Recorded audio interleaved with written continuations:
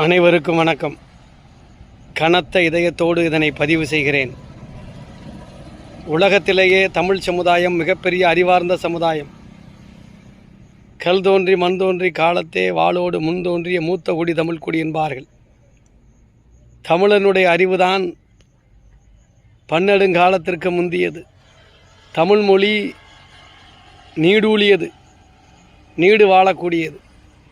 தமிழ் சான்றோர்கள் சங்க இலக்கிய பாடல்களும் புரவலர்களும் புலவர்களும் போற்றி வளர்த்த தமிழ் பண்பாடும் கலாச்சாரமும் உலகத்திற்கு முன்னியானது. தமிழ் அறிஞர்களும் தமிழ் முனிவர்களும் உலகத்திற்கு ஈடற்றவர்கள். தமிழர்களே உலகத்திற்கு ஈடற்றவர்கள். தமிழனுக்கு நிகராக தமிழன் மட்டும்தான்.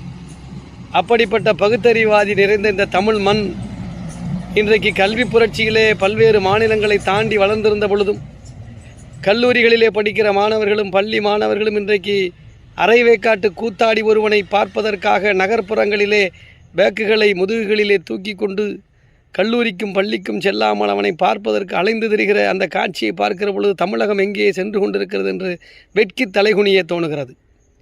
அரைவேக்காடு கூத்தாடி, இவனுக்கும் அரசியலுக்கும் எந்த சம்பந்தமும் இல்லை, மக்கள் பணிக்கும் இவனுக்கும் எந்த தொடர்பும் இல்லை, சாமானிய மக்களின் பிரச்சனைகளை பற்றிய கிஞ்சித்தும் அறிவு கிடையாது, எந்த விதமான தொடர்பும் இல்லாமல் நேரடியாக தன்னலமற்ற தலைவர்கள் இருந்த அந்த வரிசையிலே அவன் அமர வேண்டும் என்று தனக்கு மூலதனமாக சினிமா இருப்பது ஒன்றை பலனாக கொண்டு அவன் இந்த தமிழகத்தை சூறையாட நினைக்கிற அந்த கும்பலை நம்பி பச்சிளம் குழந்தைகள் தரிகட்டு ஓடுவதைப் போல தெரிவதை பார்க்கிற பொழுது மிகுந்த வேதனையாக இருக்கிறது.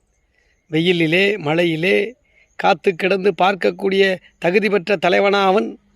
நேற்று வரையிலே சினிமாவிலே அரைவேக்காடு கூத்தாடியாக போதைப்பொருள் வஸ்துகளை பயன்படுத்தி ஆபாச காட்சிகளிலே நடித்து மக்களை ஏமாற்றி இளைஞர்களை சீரழித்து பண்பாட்டு கலாச்சாரத்தை குட்டிச்சவராக்கிய ஒரு கூத்தாடியை நம்பி இன்றைக்கு கூத்தாடிக்கு பின்னாலே பல்வேறு மாநிலங்களிலிருந்தும் பல்வேறு மாவட்டங்களிலிருந்தும் முதுகுகளை பைகளிலே தூக்கி கொண்டு கேமராக்களை பிடித்து கொண்டு அவன் என்ன பேசுகிறான், என்ன தத்துவம் பேசுகிறான் எதுவுமே தெரியவில்லை, என்ன பேச வேண்டும் என்றும் தெரியவில்லை.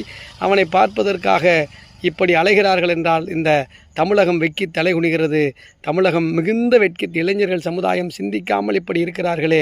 அறியாமை நிறைந்த இளைஞர்களை அவனுடைய சுயலாபத்திற்காக அவன் பயன்படுத்த துணிகிற பொழுது அதனை கிஞ்சித்தும் கவலை இல்லாமல் வீதியில் திரிகிற இளைஞர் கூட்டமே, நீங்கள் சிந்தியுங்கள். உங்களுக்கு ஹீரோக்கள் உங்களுடைய அப்பாக்கள் அம்மாக்கள். நீங்கள் தேர்தலில் நெல்லுங்கள், நீங்கள் அரசியலிலே பயணியுங்கள். அறிவார்ந்த சமுதாயத்தில் நீங்கள் ஒரு கூத்தாடிக்கு உங்களுடைய அறியாமையை சாதகமாக்கி விடாதீர்கள். நன்றி, வணக்கம். அனைவருக்கும் வணக்கம்.